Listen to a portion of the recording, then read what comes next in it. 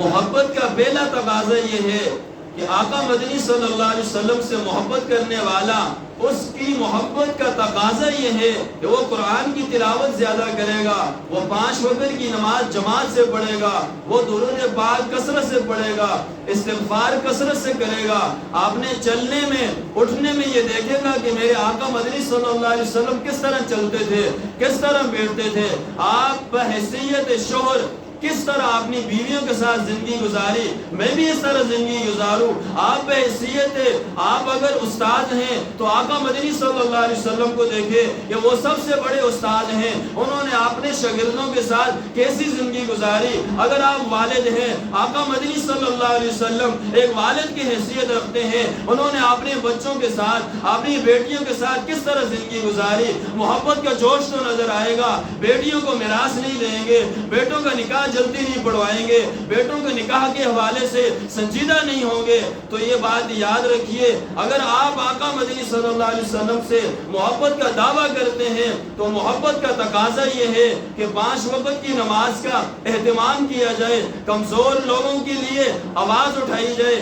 آج فلسطین کے لیے قافلہ روانہ ہو رہا ہے، قافلہ روانہ ہو چکا ہے اور وہ پہنچنے والا ہے، لیکن میری اور آپ کہ اس میں کیا خدمات ہے۔ مجھے اور آپ کو دیکھنا ہوگا کہ میں ان کے لیے نوافل پڑھ کے دعا کروں، یا اللہ اس قافلوں کو خیر اور عافیت کے ساتھ پائے تکمیل تک پہنچا، درود پاک پڑھ کے دعا کروں، اسی طرح استغفار پڑھ کے دعا کروں کہ یا اللہ یہ جانے والا قافلہ ہے، خیر کے ساتھ عافیت کے ساتھ وہاں تک آپ پہنچا دیجئے۔ ان کے لیے آواز بننا اور ان کی آواز کو بلند کرنا، فلسطین کے حوالے سے ہر ایک سے یہ بات ذکر کرنا کہ فلسطین کا مسئلہ ہمارا مسئلہ ہے، مسجد اقصی کا مسئلہ ہمارا مسئلہ ہے۔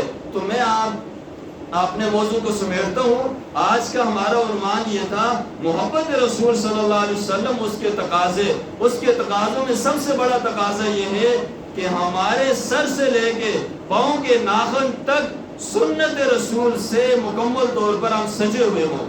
قرآن مجید کو جو اٹھاتا نہیں وہ محبت رسول کا دعویٰ نہیں کر سکتا، جو 5 وقت کی نماز کے اہتمام نہیں کرتا وہ محبت رسول کا دعویٰ نہیں کر سکتا، جو حقوق اللہ، حقوق العباد کو ادا نہیں کرتا، اس کا تعلق اپنے گھر والوں کے ساتھ درست نہیں، چھوٹوں پر شفقت نہیں کرتا، بڑوں کا ادب نہیں کرتا، درود پاک کثرت سے نہیں پڑھتا، استغفار نہیں کرتا، مسجد میں زیادہ آنا جانا نہیں، جب دل چاہے تو آ جاتا ہے، یا صرف جمعے میں آ جاتا ہے، یا 27ویں شب میں آ جاتا ہے، یا 27 رجب کو آ جاتا ہے۔ تو یہ بات یاد رکھیے، محبت رسول کا تقاضا یہ ہے کہ جس طرح ہم روزانہ پانی پیتے ہیں، روزانہ خوراک لیتے ہیں، اسی طرح اپنے جسم کو روحانی خوراک دینی ہوگی، نماز کے ذریعے، تلاوت قرآن کے ذریعے، کثرت کے ساتھ اللہ کے ذریعے، پھر جا کے ہماری زندگی بدلے گی۔ تو میں آخر میں چند سوال آپ سے کرتا ہوں، آپ نے میرے سوالوں کو جواب اونچی آواز سے دینا ہے۔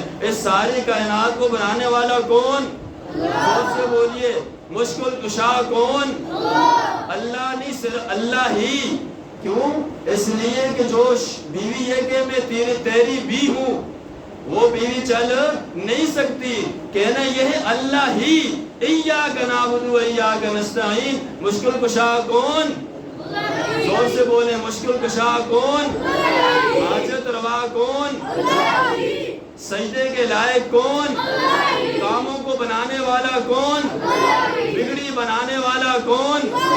سارے رسولوں کا حاجت روا کون؟ امام الانبیاء، خاتم الانبیاء صلی اللہ علیہ وسلم کا حاجت روا کون؟ اللہ رب العزت ہمیں دین کو سمجھ کر اس پہ عمل کرنے کی توفیق عطا فرمائے، سنت ادا فرمائے۔